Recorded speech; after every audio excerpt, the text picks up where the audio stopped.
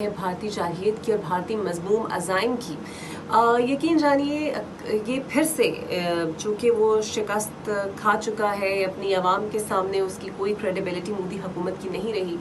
लेकिन अब भी एक फेक प्रोपेगेंडा और गीदड़ भभकियों से भारत बाज नहीं आ रहा। बल्कि मैं देख रही थी कि उनके जयशंकर साहब तो फरमा रहे थे कि जनाब हम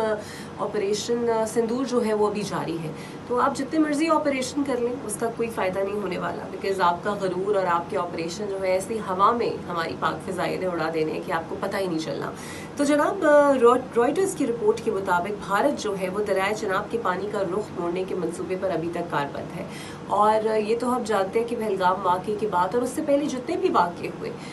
भारत किसी न किसी तरह पर तोल रहा था कि सिंध ताज़ माहदे को मुअत्तल किया जाए। हालांकि ये इंटरनेशनल ट्रीटी है और यकतरफा तौर पर इसे भारत किसी भी तरह मुअत्तल जो है वो नहीं कर सकता, लेकिन रॉयटर्स की रिपोर्ट के मुताबिक भारत की ख्वाहिश ये है कि पाकिस्तान के हिस्से का पानी भारतीय ज़मीनों की तरफ मोड़ दिया जाए। और ये तो हम जानते हैं कि ये प्लानिंग हमेशा से थी, लेकिन अब सवाल ये है कि पाकिस्तान कैसे मौसर डिप्लोमेसी के ज़रिए भारत को उसकी मज़मूम काविशों में हराता है।